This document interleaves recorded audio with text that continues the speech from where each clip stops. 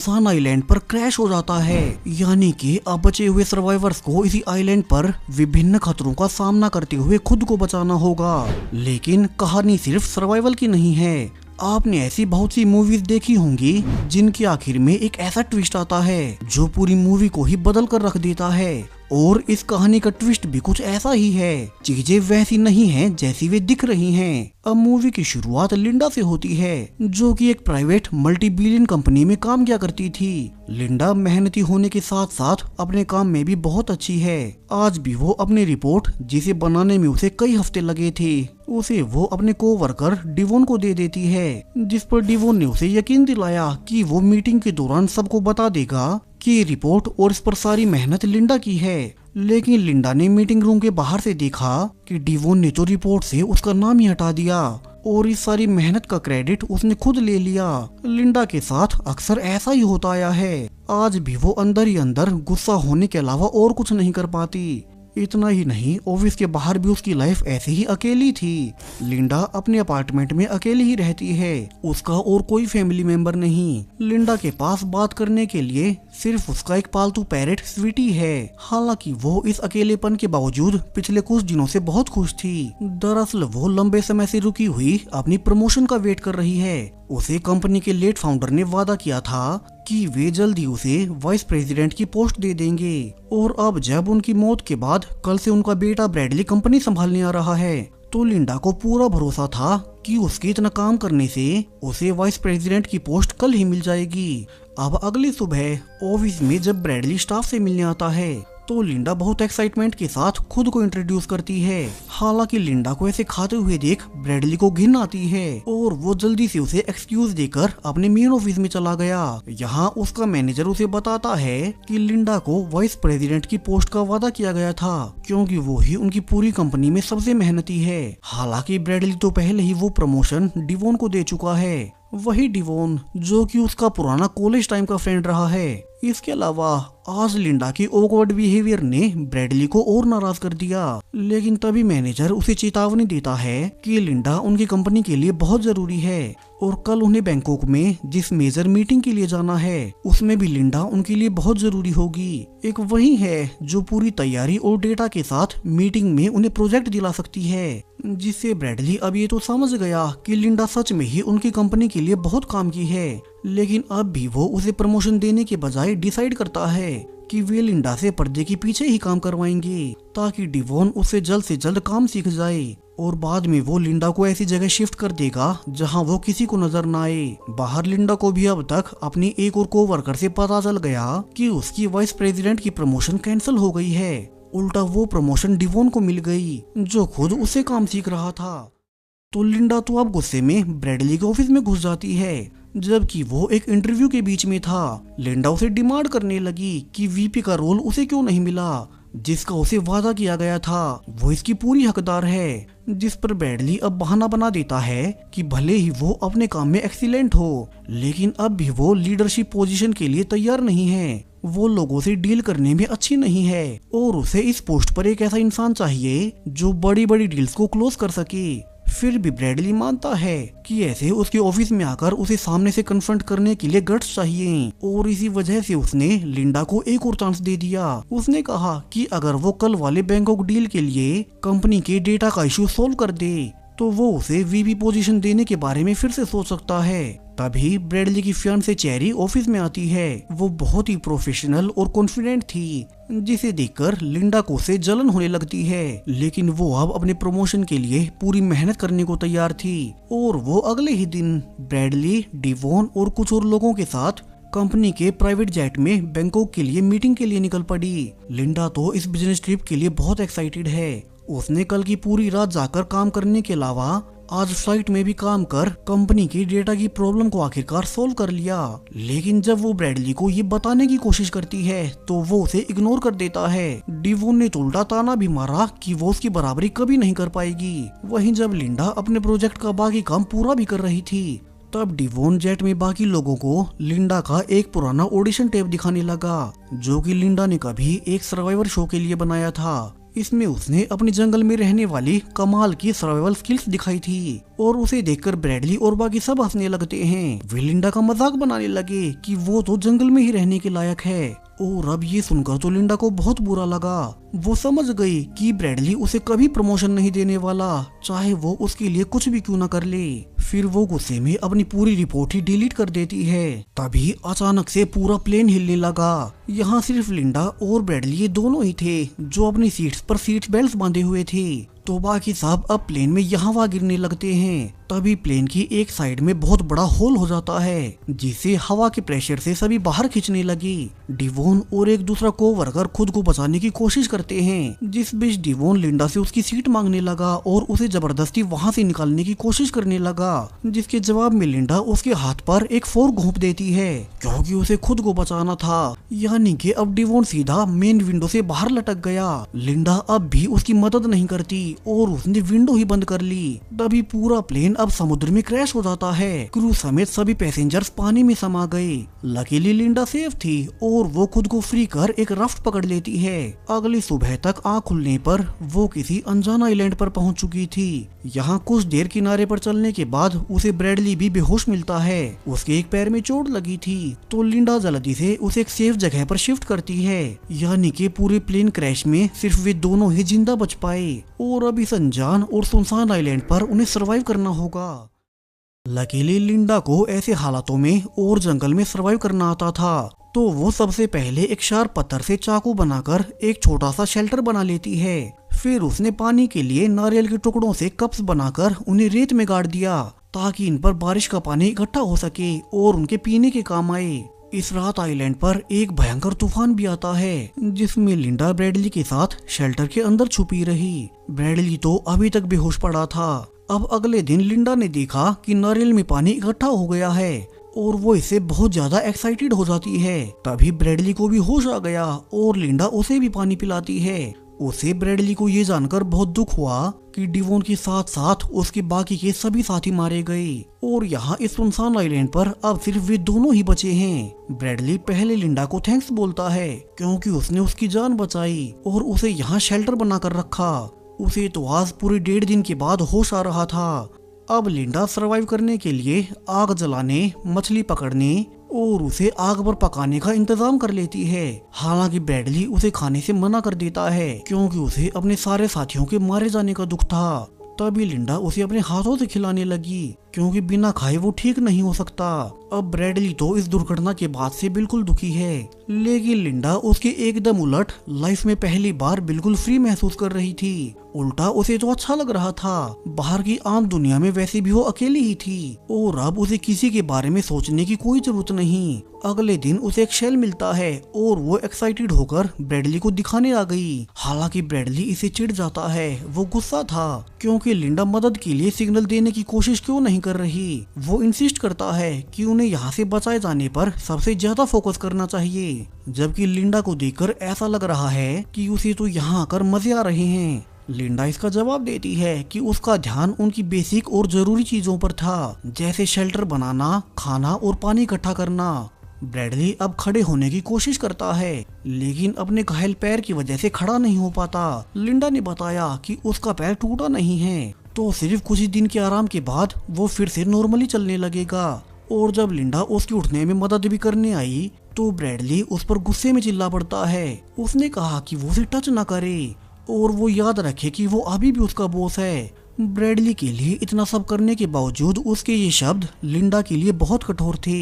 सो लिंडा तो अब अपना सामान समेटकर उसे वहाँ अकेला छोड़कर चली जाती है। शुरू में ब्रैडली ने सोचा भी कि वो जल्द ही वापिस आ जाएगी, लेकिन ऐसा था नहीं। वो वहाँ पूरे 2 दिन तक अकेला पड़े रहता है, बिना हिले डुले, कड़ी धूप में और बिना पानी के। और जब उसकी हालत बिल्कुल बेहोश होने वाली हो गई, तब फाइनली लिंडा वापिस आती है और उसे पानी देकर संभालती है। लिंडा ने कहा कि अब वे ऑफिस में नहीं है और ना ही वो उसका बॉस ही है, तो आगे से वो उसे रेस्पेक्ट से बात करे। बाद में वो ब्रैडली को बताती है कि उसे पास की रेत पर एक जंगली सुअर के पैरों के निशान मिले हैं, तो वो लकड़ी से अब एक भाला बनाकर उसका शिकार करेगी। अगर वो कामयाब हो गई तो वो खाना उनके लिए पूरे 1 हफ्ते तक चल सकता है और फिर भी यहाँ से निकलने पर ध्यान लगा सकते हैं। हालांकि ब्रैडली को नहीं लगता कि लिंडा ये कर भी पाएगी। जहाँ लिंडा शुरू में उस जंगली सुअर के पैरों का निशानों का पीछा कर उसे पकड़ तो लेती है, लेकिन वो उसके काबू में नहीं आता। फिर भी लिंडा हार नहीं मानती और वो आखिरकार उसका शिकार कर ही लेती है। उसने वापिस आकर अपना शिकार ब्रैडली को भी दिखाया। लिंडा कहती है कि शायद से उसे शिकार करना और यहाँ नेचर के बीच रहना आम दुनिया से ज्यादा पसंद आने लगा है। इसी रात दोनों वही मीट खाते हैं। उन्हें फाइनली कई दिनों के बाद कोई ढंग का टेस्टी खाना मिला था, जिससे उन्हें थोड़ा तो सुकून मिला। अब अगले दिन आसपास घूमते हुए लिंडा को जंगल में एक साफ और मीठे पानी का झरना मिलता है। वो उसमें नहाती है, पानी पीती है और फिर काफी देर तक पानी में अपनी परछाई देखती रहती है। तभी उसे पास में ही एक बोट दिखाई देती है, जिसे पहले तो लिंडा आवाज लगाने लगी, लेकिन तभी वो अचानक कुछ सोचकर बीच में ही रुक गई। दरअसल अब उसे यहाँ मजा आने लगा था, तो वो कुछ देर सोचने के बाद फैसला करती है कि वो खुद को उन बोट वालों के सामने नहीं लाएगी। लिंडा तो अब वापस आकर ब्रैडली को भी कुछ नहीं बताती कि उसने क्या देखा था। उसने उसे बाकी सब बताया कि कैसे उसे जंगल के बीच साफ पानी का एक नया सोर्स मिल गया है और उसने एक बैग भी बना लिया। हालांकि ब्रैडली तो गुस्से में था कि उन्हें इस आइलैंड पर फंसे पूरे 2 हफ्ते बीत चुके हैं, लेकिन अभी तक उन्हें कोई ढूंढने क्यों नहीं आया। लिंडा उसे सब्र रखने को कहती है, जबकि ब्रैडली अब उसे एक लकड़ी की बोट बनाने को कहने लगा ताकि वे उसमें बैठकर यहाँ से निकल सकें। लेकिन फिर से लिंडा ने सेफ्टी का बहाना बनाकर मना कर दिया। वो खुद तो अब यहाँ से जाना ही नहीं चाहती। साथ में अगर ब्रैडली भी उसके साथ यहीं रुकता है तो हमेशा उसके पास उसकी काबिलियत को साबित करने के लिए कोई न कोई रहेगा ही। जबकि ब्रैडली तो अंदर ही अंदर समझ चुका था कि लिंडा जानबूझकर यहाँ से निकलने पर ध्यान नहीं दे रही। तो ब्रैडली याद दिलाता है कि वो एक मल्टी बिलियन कंपनी का सीईओ है और लोगों की शक्ल को देखकर समझ सकता है कि लिंडा के मन में कुछ और ही है, तो वो अब यहाँ से चला जाएगा। इसके बाद ब्रैडली अब लिंडा से दूर होकर अपना खुद का कैंप लगाने लगता है, जबकि लिंडा उसकी बातों पर हंसी जा रही थी। उसे पता था कि ब्रैडली से कुछ नहीं होने वाला। जबकि ब्रैडली लिंडा की कॉपी करने की कोशिश करता है। वो शेल्टर बनाने की कोशिश करने लगा जैसा लिंडा ने बनाया था, लेकिन उसके पास उसके जैसे सर्वाइवल स्किल्स नहीं थे। उसका बनाया हुआ शेल्टर भी गिर गया। फिर उसे खाना या पानी ढूंढने में बहुत स्ट्रगल करना पड़ता है। जबकि दूसरी ओर लिंडा बहुत आराम से रह रही थी। वो समुद्र से मछलियां पकड़ती, जंगल से जड़ी बूटियां खोज लाती और तो और अपने कपड़ों को काम में आने वाली चीजों में बदल देती। सो ब्रैडली आखिरकार अब भूखा और बेहाल होकर उससे माफी मांगने के लिए वापस उसके कैंप में आ गया। उसने देखा कि लिंडा ने तो यहाँ प्रॉपर खाना और एक अच्छी सी डाइनिंग टेबल सेट कर ली है। ब्रैडली अब उसे माफी मांगते हुए फिर से एक साथ काम करने का ऑफर देता है। उसने वादा किया कि वो आगे से उसे कुछ नहीं कहेगा। ब्रैडली साथ में ये भी मान लेता है कि वो उसके बारे में गलत था। ऑफिस में उसे लिंडा को ही प्रमोशन देना चाहिए था, लेकिन अब उसे अपनी गलती का एहसास हो रहा है, जिसे सुनकर फाइनली लिंडा उसे वापस से अपने शेल्टर में रखने को मान ही जाती है। अगले दिन लिंडा ने उसे सजेस्ट किया कि उन्हें आइलैंड में वॉक पर चलना चाहिए। वो उसे जंगल दिखाना चाहती है और अब तो ब्रैडली का पैर भी ठीक हो रहा था। सो लिंडा अब वॉक के दौरान उसे एक पहाड़ी के किनारे पतले से रास्ते पर ले जाती है।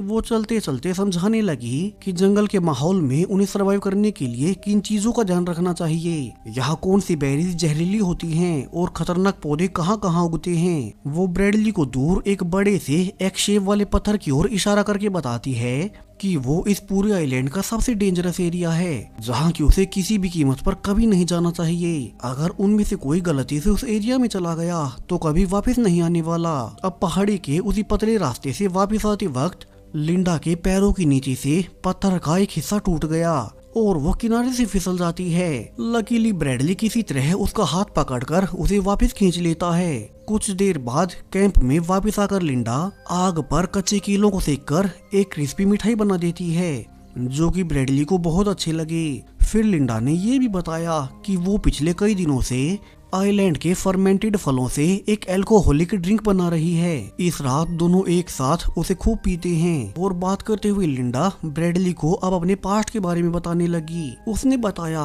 कि कैसे पहले उसकी शादी एक एब्यूजिव आदमी से हुई थी जो बहुत ज्यादा ड्रिंक करता और नशे में रहता था। इसलिए एक दिन उसने गुस्से में उसे नशे में ही गाड़ी चलाने के लिए चाबी दे दी और उसी रात नशे की वजह से उसके पति का कार एक्सीडेंट हो गया और उनकी मौत हो गई। लिंडा ने कहा कि उसने ये बात पहले कभी किसी को नहीं बताई है और अब तो उसे ये भी लगता है कि उन्हें हमेशा के लिए इसी आइलैंड पर रुक जाना चाहिए। यहाँ उनके पास सब है, खाने और पानी का वो खुद इंतजाम कर लेगी और यहाँ वे एक साथ सुकून से जीवन बिता सकते हैं। हालांकि ब्रैडली इस पर कुछ नहीं कहता, उसके तो अंदर ही अंदर कुछ और ही चल रहा था। अब अगले दिन लिंडा हैंगओवर के साथ उठती है। यहाँ समुद्र के किनारे घूमते हुए वो गलती से ब्रैडली को पानी में नहाते हुए देख लेती है, जिससे वो उसकी ओर अट्रैक्ट होने लगी। बाद में आइलैंड पर फिर से तेज तूफान आ गया जो उनके शेल्टर को बर्बाद कर देता है। तो दोनों तूफान के रुकने तक एक गुफा में छुपने गए। उनके कपड़े गीले होने से वे कांप रहे थे, इसलिए ब्रैडली ने कहा कि गर्मी के लिए उन्हें एक दूसरे के करीब आ जाना चाहिए। बाद में जब लिंडा की आँख खुलती है तो ब्रैडली गुफा में नहीं था। थोड़ी देर बाद में उसने बताया कि वो इस बार थोड़ी ऊंची जगह पर एक नया शेल्टर बनाने में उसकी मदद करना चाहता है।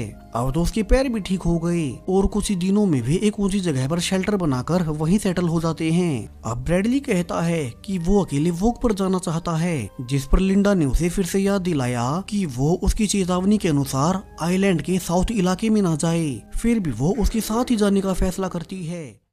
अब तक दोनों का रिश्ता और गहरा होने लगा था। इस शाम तो खुद ब्रैडली लिंडा के लिए खाना बनाने का ऑफर करता है ताकि लिंडा कुछ देर आराम कर सके और लिंडा ये जानकर बहुत खुश हुई कि अब तो ब्रैडली भी उसी के जैसे इस आइलैंड पर उसके साथ एंजॉय करने लगा है। लेकिन अब खाना खाने की कुछ ही देर बाद लिंडा को बेहोशी होने लगती है, यानी कि ब्रैडली ने उसके खाने में जहरीली बेरीज मिला रखी थी। ये सब का सब उसका ट्रैप था और ब्रैडली अब लिंडा के बेहोश होने के बाद उसी राफ्ट का इस्तेमाल कर पानी से भागने की कोशिश करता है जो उसने पिछले कई दिनों से चुपचाप बनाई थी। लेकिन उसकी बुरी किस्मत, वो राफ्ट समुद्र की लहरों में जाते ही टूट जाती है, जिससे ब्रैडली को बेहोशी की हालत में वापस आइलैंड पर आना पड़ा।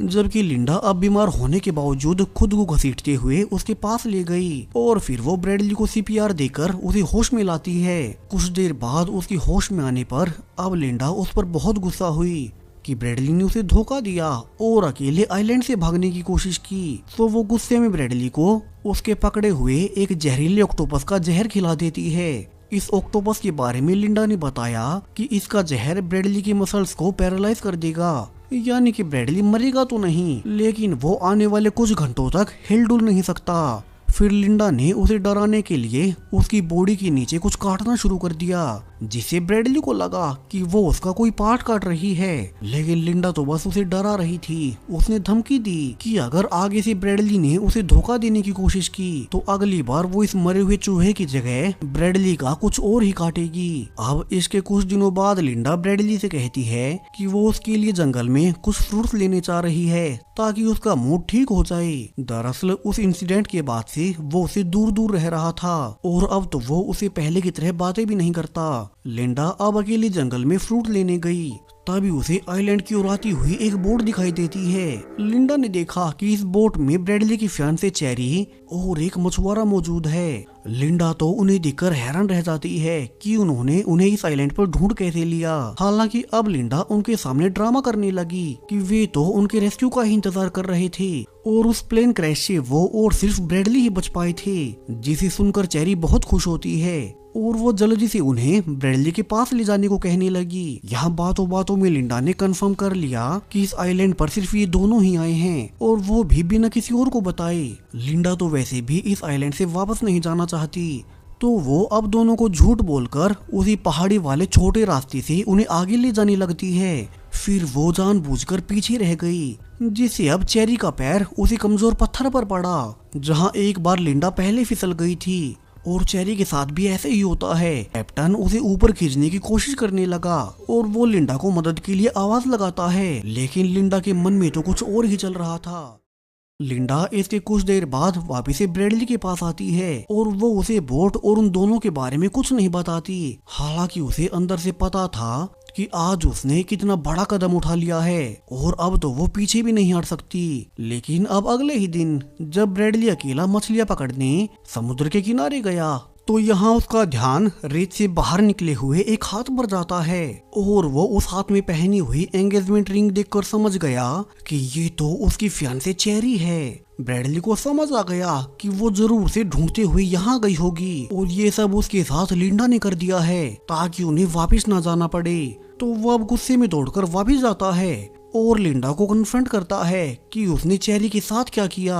अब लिंडा प्रेशर में आकर मान ही लेती है कि उसकी फियांसे चेरी मर चुकी है। हालांकि उसने झूठ बोल दिया कि उसकी फियांसे तब फिसल गई थी जब वो उसे ब्रैडली के पास लाने की कोशिश कर रही थी और उसने उसे चेरी के बारे में इसलिए नहीं बताया कि कहीं ब्रैडली यहाँ जिंदा रहने की उम्मीद न खो बैठे। हालांकि अब ब्रैडली उसकी बातों पर भरोसा नहीं करता। जबकि लिंडा अब धीरे धीरे अपने चाकू की ओर हाथ बढ़ाने लगी तभी उसे रियलाइज हुआ कि उसका चाकू वहाँ नहीं है। ब्रैडली उसे पहले ही उठा चुका था इसलिए लिंडा वहाँ से दूर भागने लगी जबकि ब्रैडली भी अब उसके पीछे जाता है और दोनों में लड़ाई शुरू हो गई। ब्रैडली गुस्से में लगभग उसकी आंख बाहर निकालने वाला था लेकिन तभी लिंडा उसे जोर से काट लेती है। इसी हाथापाई के बीच लिंडा वो चेरी वाले एंगेजमेंट रिंग खुद निकल लेती है और जब ब्रैडली दोबारा उस पर अटैक करने गया तो लिंडा उसकी साइड में चाकू घोंप देती है जिससे घायल ब्रैडली अब अपनी जान बचाने के लिए जंगल के और ज्यादा अंदर भाग गया। वो धीरे धीरे चलते हुए आइलैंड के उस एरिया में घुस गया जहाँ की उसे पहले लिंडा ने जाने से मना किया था। और यहाँ से कहानी का सबसे बड़ा ट्विस्ट आता है। यहाँ इस एरिया में पहुंचकर ब्रैडली ने देखा कि आइलैंड के इस एरिया में एक बहुत बड़ा और आलीशान मेंशन बना हुआ था यानी कि ये एक प्राइवेट आइलैंड था और यहाँ से तो वे इस घर से फोन कर बहुत पहले निकल सकते थे। लेकिन लिंडा यहाँ से जाना नहीं चाहती थी इसलिए उसने कहानी के शुरू में ब्रैडली को झूठ बोलकर डरा दिया कि आइलैंड का ये हिस्सा बहुत डेंजरस है और ब्रैडली यहाँ कभी ना जाए।